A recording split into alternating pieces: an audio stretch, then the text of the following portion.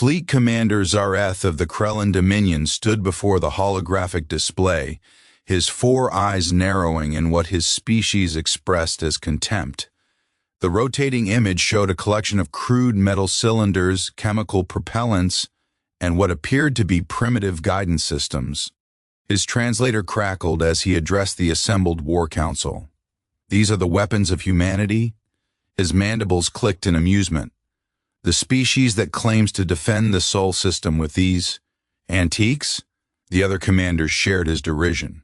The Krellans had conquered 47 star systems in the past century. Their plasma lances could vaporize a mountain from orbit. Their quantum disruptors could phase matter out of existence. And here, at the edge of their expanding empire, they had encountered a species still throwing metal at each other.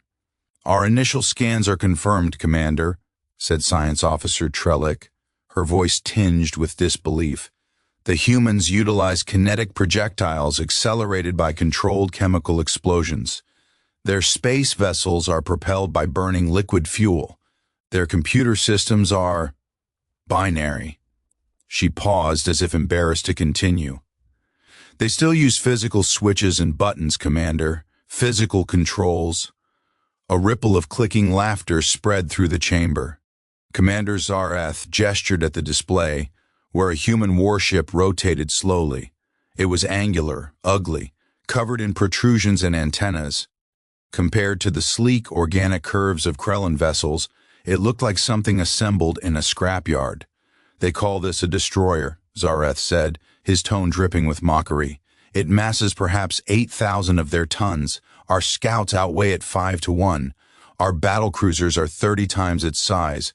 There's more, Commander," Trella continued, pulling up additional data. "Their infantry still carry chemically propelled slug throwers. They wear fabric and ceramic armor. They communicate with radio waves." She highlighted another section. "And their planet, Commander, their homeworld, is a nightmare. 90% of their surface is covered in a corrosive solvent they call water. The atmospheric oxygen content is 21%. The local fauna includes creatures that could kill a Krellan with their bare appendages. They call it Earth, and by any civilized measure, it's a death world. Which explains why they're so primitive," another commander interjected. "They spent their development simply trying to survive their own planet. They never had time to evolve properly." Zar'eth made a gesture of agreement. "Indeed. Well then, the Dominion's expansion continues. We'll offer them the standard ultimatum. Surrender and serve, or be eliminated. Given their technological level, I expect they'll choose wisely. Prepare the Third Fleet. We'll make our presence known at their outer colonies first. A small demonstration should suffice." What Fleet Commander Zar'eth didn't know, couldn't know, was that in the war rooms of Earth, in the strategy centers scattered across the solar system, and in the combat information centers of 100 human warships, his ultimatum was being received with something very different from fear. It was being received with cold, calculated fury. Admiral Sarah Chen stood in the CIC of the UNS Defiant, humanity's newest carrier, and read the translation of the Krellan message for the third time. Around her, the crew worked in practiced silence, but she could feel the tension, the anger. "Admiral?" Her XO, Commander James Park, stood at attention beside her. "Orders?" Chen was 53 years old. She'd served in 3 different Earth navies before the unification, survived the resource wars, and helped design half the weapon systems currently deployed in the Solar Defense Fleet. She'd seen what humans could do to each other. Now someone wanted to see what humans could do to them. "Signal all commands," she said quietly. "Implement war plan. Prometheus. Full alert status. I want every ship, every station, every ground installation ready to fight. And get me a direct line to General Mac Tavish on the ground." "Yes, ma'am." Park hesitated. "Admiral, the intelligence briefing on Krellan technology. I read it, Commander. They have fancy toys. Plasma weapons, quantum disruptors, faster-than-light drives that make ours look like fireworks." She turned to face him, and her eyes were hard. "Do you know what they don't have, Commander? Ma'am? Experience, real experience. They've conquered 47 primitive species who probably surrendered the moment a Krellan cruiser appeared in their sky. They've never fought anyone who fought back with everything they had. They've never fought someone who refused to lose. She turned back to the display. They're about to learn what Deathworld evolution really means. Helm, plot a course to the Titan staging area, flank speed, and somebody get me a damage control team to check the missile tubes. I have a feeling we're going to need every single one. 3 days later, the Krellan Third Fleet entered the Outer Sol system, 200 warships strong, led by Fleet Commander Zar'eth, aboard the battlecruiser Eternal Dominance. Their sensors immediately detected human vessels withdrawing toward the inner system. Just as predicted, just as 47 previous species had done. They flee, Zar'eth observed with satisfaction. Dispatch a scout wing to pursue. We'll accept their surrender at Mars orbit. The scout wing, 15 vessels, each massing 20,000 tons and armed with enough firepower to level a city, accelerated toward the retreating human ships. Their sensors showed the humans falling back toward a large asteroid in the belt, near the orbit of the human colony at Titan. Easy prey. What their sensors couldn't show with their emphasis on energy signatures over physical mass, were the 3,000 kinetic kill vehicles that humanity had spent the past decades seeding throughout the asteroid belt. Hunks of metal with guidance systems so simple they barely registered as technological. Missiles so primitive they used chemical rockets and physical proximity fuses, missiles that were now activating. The lead Krellan scout commander, Sub-Commander Kelvar, was reviewing the deployment when his sensor officer suddenly stiffened. "Sir, multiple contact. Multiple." His voice climbed in pitch. Thousands of contacts incoming at high velocity. Kelvar barely had time to process this before the first kinetic kill vehicle struck his ship at 17,000 meters per second. The Krellan plasma shields, designed to deflect energy weapons and phase matter, did absolutely nothing against a 2-ton tungsten telephone pole traveling at a significant fraction of the speed of light. It punched through the shield, through the hull, through 3 interior compartments, and out the other side, the kinetic energy transfer turning the interior of the ship into a pressure cooker that killed the crew in milliseconds.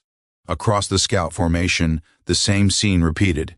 The Krellans tried to evade, but the missiles had been positioned perfectly, their approach vectors calculated by computers that, while primitive by galactic standards, were more than adequate for the physics of ballistic trajectory.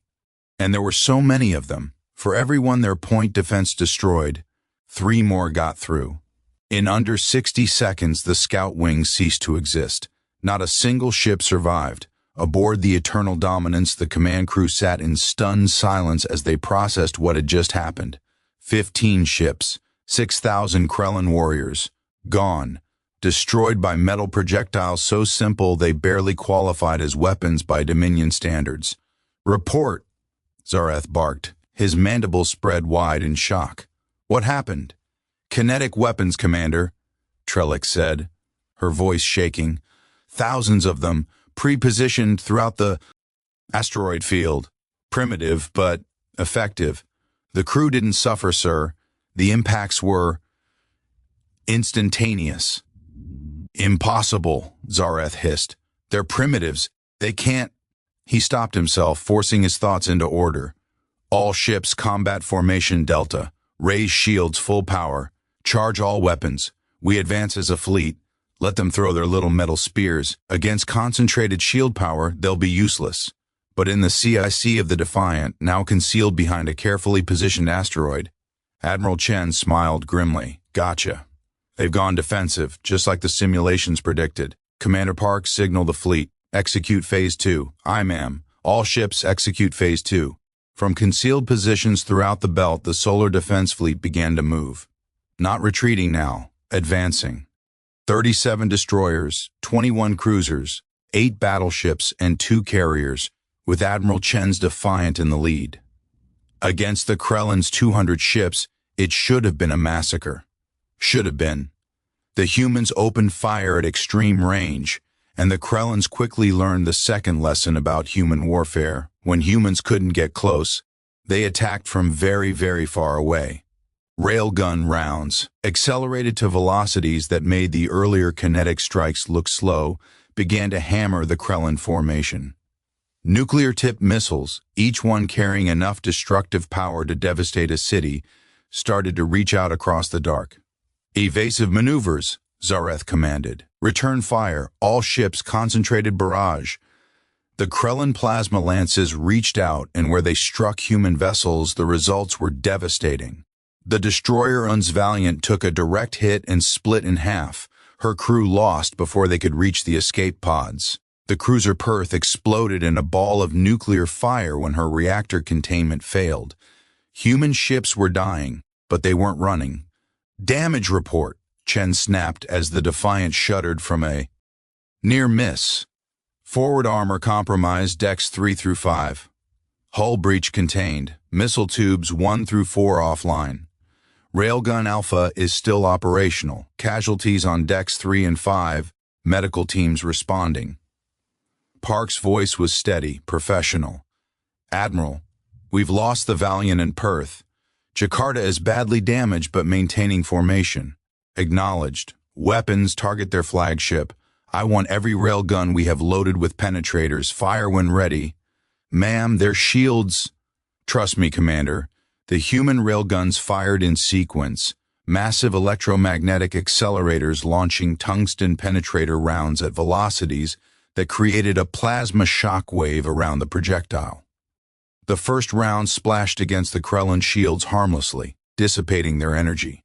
But the humans kept firing, and firing, and firing, because while the Krellans had superior shields, they were designed for directed energy weapons, for elegant combat where ships traded precise beams of destructive force. They weren't designed for the sustained, brutal hammering of kinetic rounds that just kept coming, one after another, each one adding more stress, more heat, more strain to the shield generators. Aboard the Eternal Dominance, warning lights began to flash. "Commander, forward shields at 60% capacity, 50%. The sustained kinetic bombardment is overwhelming the generators."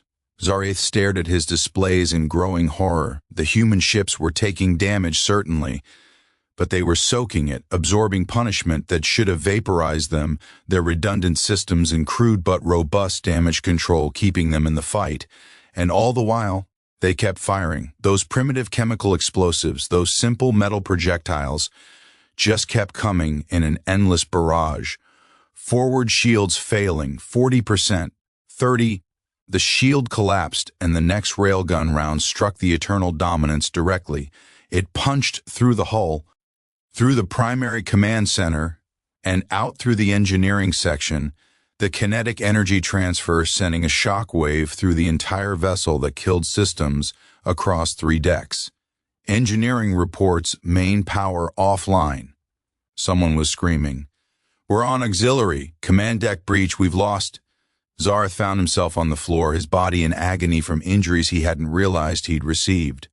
Around him, the bridge crew was dead or dying, and through the ringing in his ears, he could hear the sound of the ship tearing itself apart. His last thought, as the secondary explosions began to consume his ship, was a simple one. We never had a chance. But the battle was far from over. The Krellan fleet, now without their commander, descended into chaos. Individual captains began making their own decisions, some retreating, others attacking in fury, still others trying to rally a coordinated response. It was everything Admiral Chen had hoped for. All ships, weapons free, break formation and engage at will. "Fighter wings, you are cleared to launch." From the Defiant and her sister carrier, the indomitable hundreds of human fighter craft began to pour into space. They were tiny things by the standards of galactic warfare, barely 10 meters long, single-pilot craft with minimal armor and crude life support. Each one carried 4 missiles and 2 rotary cannons loaded with depleted uranium rounds. The Krellans, seeing these tiny craft, initially dismissed them as irrelevant. Their mistake. Lieutenant Maria Rodriguez, call sign Scorpion, led the first strike wing toward a Krellan heavy cruiser. Her cockpit was cramped. Her controls were manual, and her computer could barely manage the targeting calculations. But she'd been flying since she was 16, had logged over 1,000 combat hours in the resource wars, and she knew one fundamental truth: in a dogfight, the better pilot wins. Scorpion to wing. Weapons hot. Delta formation, target their point. Defense clusters. Make them count. Copy. Scorpion. Going in. The human fighters accelerated to attack speed, and the Krellan cruisers' automated defenses opened up, filling space with plasma bursts. Automated, precise, predictable. Rodriguez had fought automated defenses before. You didn't try to evade them, you flew through them. She jinked her fighter hard left, then right, then dived beneath a plasma burst that would have vaporized her if she'd been a half-second slower. Her wingman wasn't as lucky, his fighter catching a glancing hit that sent it spinning out of control. But the rest of the wing pressed on, and Rodriguez locked onto the nearest point defense turret.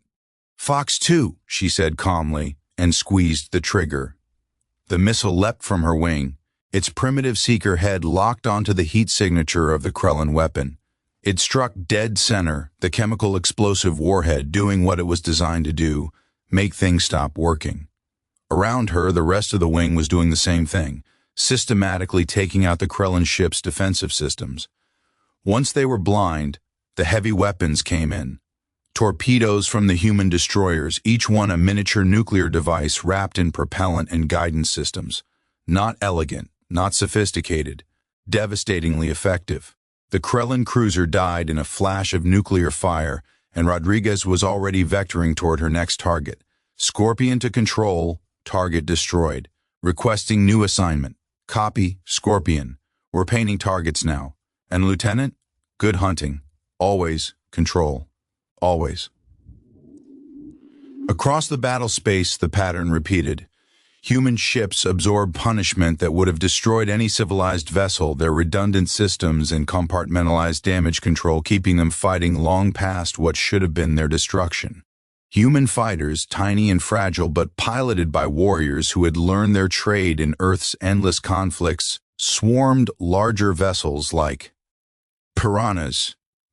Human weapons, simple and brutish, just kept firing in barrages that overwhelmed sophisticated defenses through sheer volume. And the humans themselves, those Deathworld primates who had climbed to the top of their food chain by being better predators than everything else, who had survived ice ages and plagues and wars that devastated their own population, fought with a ferocity that shocked the Krellans to their core. On the ground installations of Titan, General Marcus MacTavish watched the orbital battle unfold on his tactical displays and allowed himself a grim smile. He'd spent 40 years in the infantry, from Edinburgh to the Amazon Wars to the final campaign in the Sahara. He'd seen what humans could do in ground combat. Now the Navy was proving what they could do in space. "General, we're receiving multiple Krellan transmissions," his comm officer reported. "They're trying to coordinate a ground assault on Titan. Looks like they're committing their landing forces." "Of course they are," MacTavish said, his Scottish accent thick. "They're panicking. They thought this would be easy, and now they're desperate to gain some kind of victory before they all die in space." He turned to his staff. "Right then, lads and lasses, let's show them what humans do to invaders. Full defensive positions, anti-orbital batteries target any ship that breaks atmosphere. Infantry, remember your training. And someone cue up the pipes. I want those bastards to hear Scotland calling." The Krellan ground assault began 20 minutes later. 30 troop carriers broke formation and dived toward Titan's surface, each one carrying 1,000 warriors equipped with plasma rifles, personal shields, and powered armor that made them stronger and faster than any unaugmented human. They should have crushed the human defenders. They should have swept through the colony installations like a wave. They didn't. The anti-orbital batteries, crude chemical rockets with nuclear warheads that the Krellans had dismissed as primitive, reached up from Titan's surface and began swatting troop carriers from the sky. The Krellan shields, weakened by the atmospheric entry and designed for energy weapons, did little against the raw kinetic and nuclear force of the human missiles. 8 carriers died before they even reached landing altitude. The remaining 22 managed to deploy their troops, and the Krellan warriors, trained and equipped for conventional galactic warfare, advanced on the human positions expecting terrified colonists and lightly armed defenders, What they got was the Terran Expeditionary Force, dug in, heavily armed, and very, very angry. The first Krellan assault wave crossed the frozen methane plains of Titan, expecting to overwhelm the human trenches with superior numbers and firepower. What they found instead were overlapping fields of fire, pre-registered artillery coordinates, and humans who had spent 10,000 years perfecting the art of killing each other and had decided to apply those lessons to alien invaders. Private First Class David Chen, 19 years old and originally from New Singapore, sat in his fighting position and watched the Krellan advance through his thermal scope. The aliens were moving in tight formation, their plasma weapons held ready, their powered armor making them look like something from a nightmare. "Steady," his sergeant said over the comm. "Wait for the word." Chen's finger rested lightly on the trigger of his M51 rifle, a weapon that would have been familiar to a soldier from 100 years earlier. Magazine-fed, gas-operated, firing 7.62 millimeters rounds at 800 meters per second. Simple, reliable, lethal. Fire. The human line erupted. Hundreds of rifles opened up simultaneously, and the Krellan advance staggered. Their personal shields flickered and failed under the sustained kinetic bombardment, and their armor, designed to deflect energy weapons, provided inadequate protection against chemically propelled bullets that simply punched through the composite material. Krellans began to fall. "Mortars, fire mission," someone was calling. Grid coordinates Delta 47. The mortar teams, using weapons that hadn't changed substantially in a century, dropped their rounds down the tubes in practiced sequence. High explosive rounds arced through Titan's thin atmosphere and began falling among the Krellan ranks, each explosion sending shrapnel tearing through armor and flesh. "Second wave, incoming from the north," a spotter called. "I count 500, advancing in column. Artillery, shift fire north. Infantry, maintain suppression on the primary force. And somebody get me those anti-tank teams. I want those Krellan walkers stopped before they reach the wire." The battle devolved into chaos, but it was a chaos the humans understood intimately. This was their element, the crucible where humanity had been forged. The Krellans, for all their technology, had never fought like this. They had never faced an enemy who used the terrain, who pre-positioned their forces, who coordinated infantry, artillery, and armor in a seamless whole designed for one purpose: killing the enemy. Sergeant James Williams, a combat engineer from Detroit, watched a Krellan assault walker crest the ridgeline 300 meters from his position and smiled grimly. The walker was 12 meters tall, armed with plasma cannons and rocket pods, and theoretically unstoppable. Theoretically. He triggered the remote detonator. The anti-tank mine, a crude device containing 50 kilograms of high explosive and a shaped charge designed to punch through armor, detonated directly beneath the walker. The blast tore off one leg, and the walker toppled, its crew dying as the machine crashed into the frozen ground and its reactor failed. "Scratch one walker," Williams reported calmly, advancing to secondary position. In the command center, General MacTavish watched his troops systematically dismantle the Krellan ground assault and allowed himself a moment of satisfaction. "Com, get me a link to Admiral Chen. I think she'd like to know that the ground situation is well in hand." In space, the battle was reaching its climax. The Krellan fleet, now reduced to fewer than 90 ships, was attempting to retreat, but Admiral Chen wasn't about to let them go. The Solar Defense Fleet, battered but unbowed, pressed the attack with relentless fury. "Admiral, Krellan flagship is signaling," Commander Park reported. "They're requesting ceasefire terms." Chen looked at the tactical display. 23 human ships destroyed, 8,000 crew dead, the mining colonies at Ceres damaged by Krellan bombardment, Earth's orbital stations scarred by plasma fire. All because an arrogant species had decided humanity was too primitive to matter. Tell them they can surrender unconditionally, or they can die. Those are their options. And, Commander? Make sure our ships know to keep firing until we see their weapons powered down and their shields dropped. I don't trust them not to try something stupid. The Krellan response came 10 minutes later. Across the surviving ships of their fleet, weapons went dark and shields collapsed. The battle was over. In the aftermath, as human damage control teams worked to save wounded ships and recover the dead, as medics treated casualties on Titan and engineers began repairs across the solar system, the galaxy received its first lesson in human warfare. A single Krellan ship was permitted to leave the Sol system, carrying the surviving officers and a message for the Dominion. Aboard that ship, Junior Science Officer Trellick, now the highest-ranking survivor, sat in the command chair and tried to process what she had witnessed. The humans had been outnumbered 3-1. They had been technologically inferior by every measurable standard. Their weapons were primitive, their ships were crude, and their tactics were brutal. And they had won decisively. She thought about Fleet Commander Zar'eth's arrogance, his certainty that these primitives would surrender at the first sight of Krellan might. She thought about the scout wing, obliterated in seconds by weapons so simple they barely registered as threats. She thought about the flagship, torn apart by metal projectiles that the Krellans had assumed would be useless against their shields. Most of all, she thought about the human admiral's message, transmitted to every surviving Krellan ship as they limped toward the edge of the system. You came to the Sol system, expecting to conquer a primitive species. You expected us to cower before your technology, to surrender to your might. You made the same mistake that 47 other species made. You assumed that because our weapons were simple, they were ineffective. You assumed that because we came from a harsh world, we were weak. You assumed that because you had never lost, you couldn't lose. But you didn't understand what you were facing. Humans don't come from a gentle world. We come from a death world where everything tried to kill us, and we survived by becoming better killers than anything else on the planet. We fought ice ages and plagues. We fought predators and each other.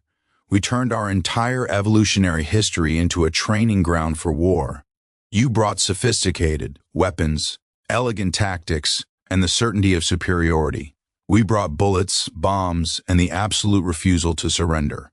You fought the way civilized species fight, with rules and restraint and the expectation of rational opponents.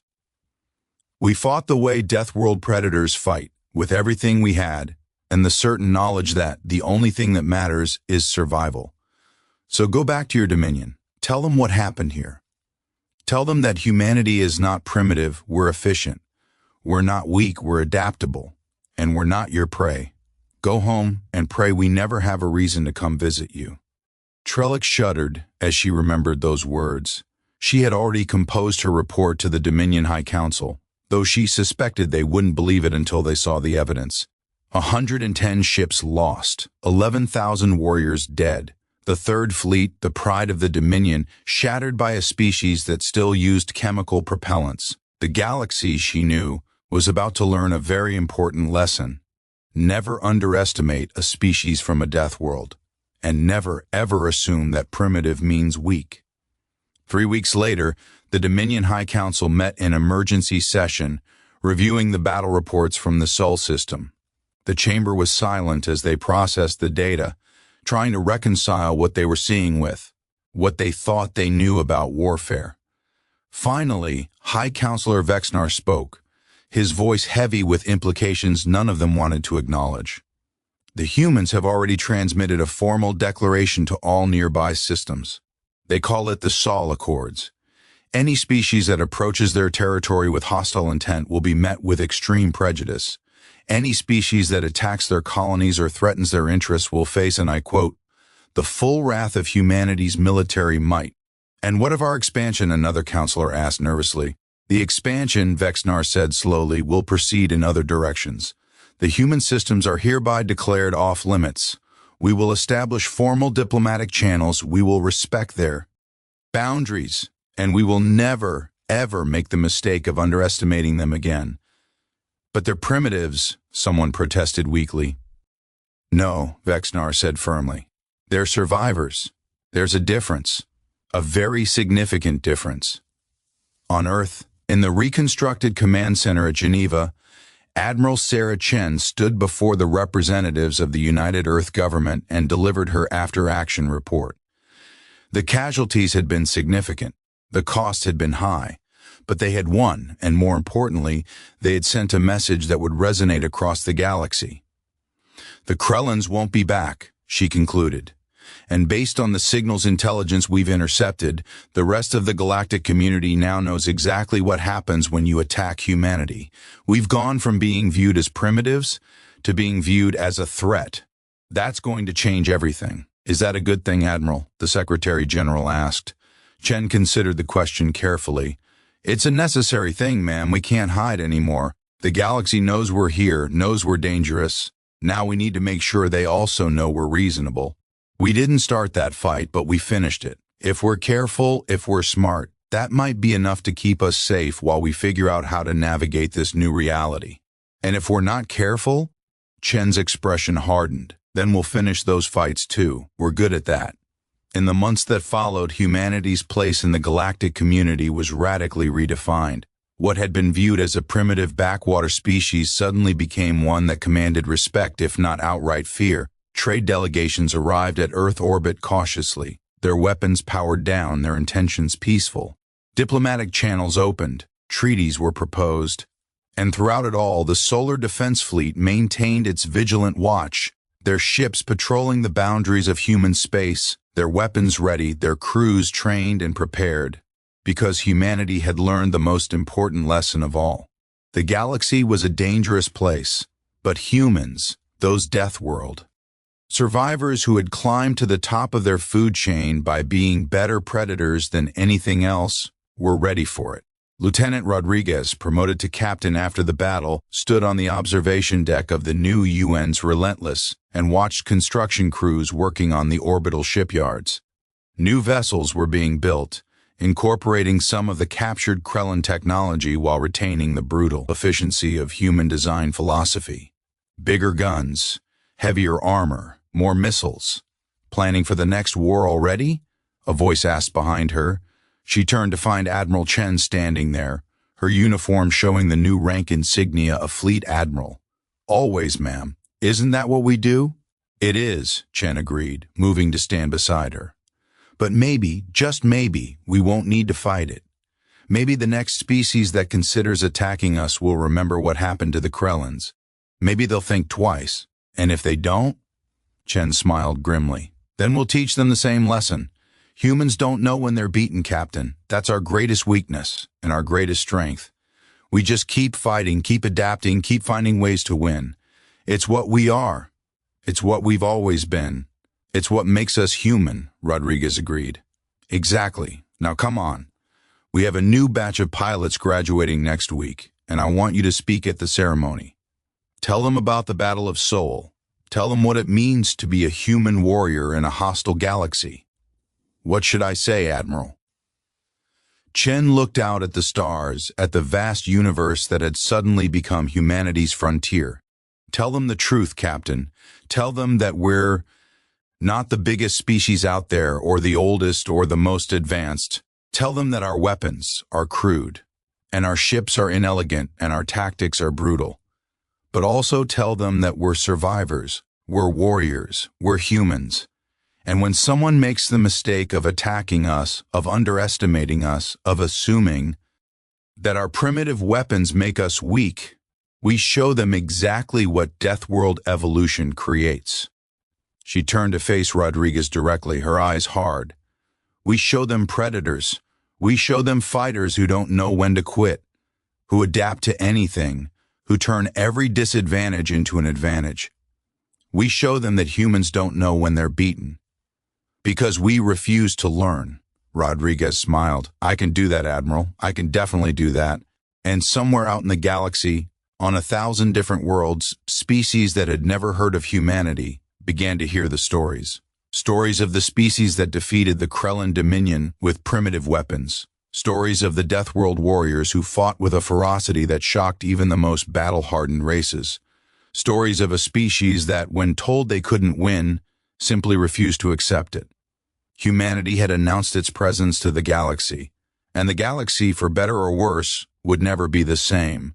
the Battle of Seoul would be studied for generations, not as an example of technological superiority or numerical advantage, but as a lesson in the most fundamental aspects of warfare: adaptability, determination, the absolute refusal to surrender, and above all, as a reminder that in war, victory doesn't always go to the most advanced species. Sometimes it goes to the most stubborn, the most creative, the most willing to do whatever it takes to survive. It goes to the species that doesn't know when they're beaten. It goes to the humans,